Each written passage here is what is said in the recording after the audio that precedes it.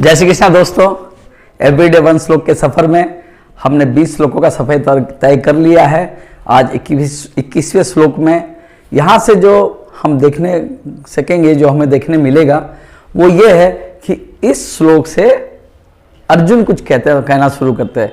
अभी तक हमने देखा कि किस तरह से युद्ध की नीति, योद्धा का वर्णन, शंखनाद, ढोल नगारे ये सब हुआ, लेकिन इस श्लोक से हम देखेंगे अर्जुन ने कुछ कहा। तो श्रीमद् भगवद गीता का एवरीडे वन श्लोक के अंदर मैं विवेक रंगा आपके सामने रोज एक श्लोक लेकर आता हूं। आप मेरा वीडियो पूरा देखिएगा और आपको अच्छा लगे तो जरूर मेरे चैनल को सब्सक्राइब कीजिए, पेज को लाइक कीजिए, फॉलो कीजिए। यही आपसे आशा रखता हूं ताकि अपना रिश्ता बना रहे। तो श्रीमद् भगवद गीता के एवरीडे वन श्लोक के अंदर 21वां श्लोक आपके सामने इस प्रकार है।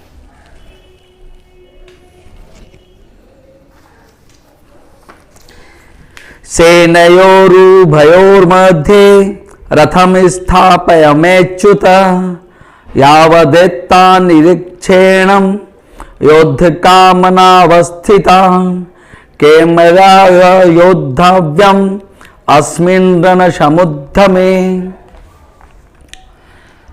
सेनयोरुभयोर्मध्ये, इसमें अर्जुन दोस्तों श्री कृष्ण को कहते हैं कि मेरे रथ को दोनों सेनाओं के बीच में ले चलो।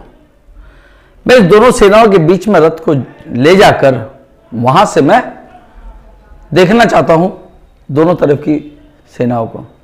दोस्तों इस पूरे श्लोक में दो विशेष पॉइंट है जिसे हमें मार्क करना है।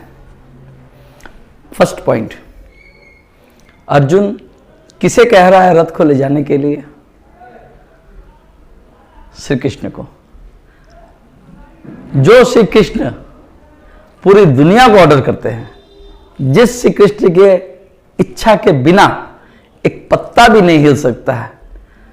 सूर्यदेव अपनी रोशनी देते हैं तो उनकी मर्जी से, वायुदेव अगर हवा देते हैं तो उनकी मर्जी से, इंद्र अगर वर्षा करते तो उनकी मर्जी से।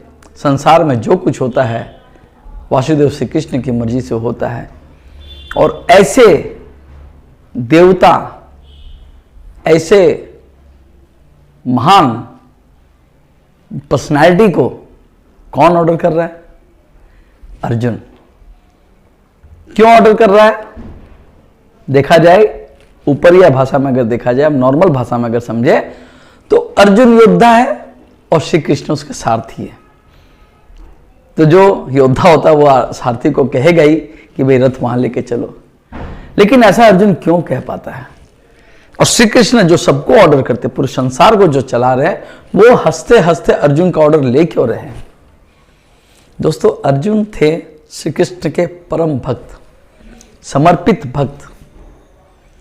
और जिस तरह भक्त अपना समर्पण ईश्वर के प्रति दिखाते हैं, उसी तरह ईश्वर का भी कर्तव्य होता है, वो अपने ऊपर इस रिस्पॉन्सिबिलिटी को लेते हैं कि जब किसी भक्त ने मेरे ऊपर समर्पण कर दिया अपने आप को पूरी तरह कि हे भगवान अब तू ही है, मैंने अपना सिर्फ कर्म किया, बाकी तुम्हें ही देखना है, तो भगवान फिर हंसते हंसते उस भक्त की सारी समस्या, सारी उलझनों को अपने ऊपर लेते हैं।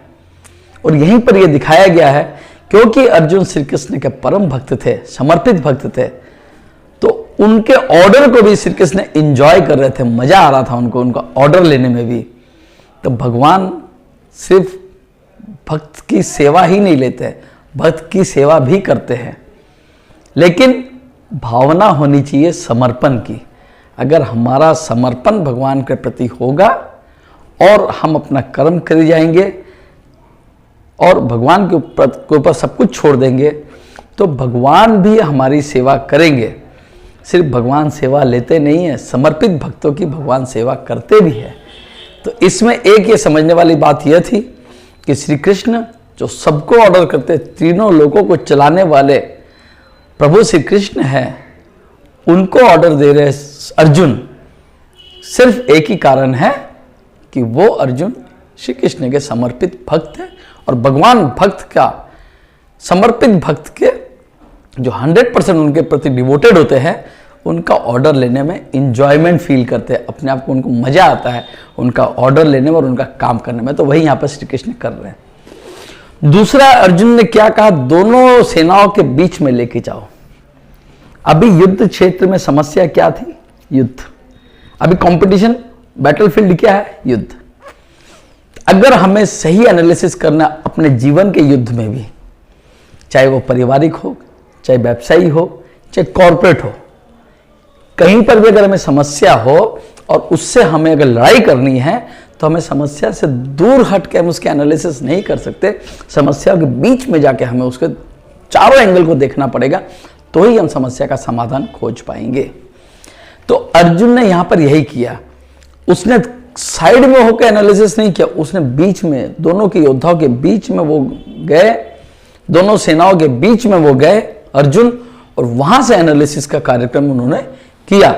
उन्होंने, वो देखना चाहते थे कि मुझसे कौन युद्ध करने वाले हैं, उन योद्धाओं को देखना चाहते थे, और वो ये भी बोल रहे हैं कि मुझे किनसे युद्ध करना है ये भी मैं देखना चाहता हूं। तो before going to battle, Arjun wants to analysis the whole thing very correctly and perfectly, so that वो अपने इस जो आने वाले जो युद्ध होने वाला है थोड़ी देर बाद, उस युद्ध को अच्छे से कर पाए, कॉम्पिटिटिव तरीके से वो लड़ पाए, एनालिसिस उसका सही हो पाए। इसलिए वो दोनों एनालिसिस करना चाहता है, कौन उससे युद्ध करने वाला है और उसे किससे किससे युद्ध करना है। ये सारी निरीक्षण करने के लिए वो कहीं कोने में नहीं था, समस्या के बीच में था। उसी तरह हमारी लाइफ में भी हमें समस्या दूर नहीं भागना, हमें समस्या से दूर भागने से हम कभी समस्या का समाधान नहीं कर पाएंगे। हमें समस्या के मध्य में रहना है और बीच में रह कर हमें चारों तरफ से समस्याओं को देखना है, एनालिसिस करना है, और एनालिसिस के बाद हमें सही स्टेप लेना है, तो ही हम अपने लाइफ में सक्सेस हो पाएंगे। दोस्तों, ये मैसेज था इस श्लोक में। आपको अगर पसंद आया जरूर सब्सक्राइब करें मेरे चैनल को, फॉलो करें मेरे पेज को। आप सब आज इस श्लोक में उपस्थित रहे, इसके लिए मैं धन्यवाद। इसके बाद वाले श्लोक नंबर 23, इसमें मैं फिर हाजिर होऊंगा उस श्लोक के विश्लेषण के लिए। कल फिर मिलेंगे अगले श्लोक में, तब तक के लिए जय श्री कृष्ण।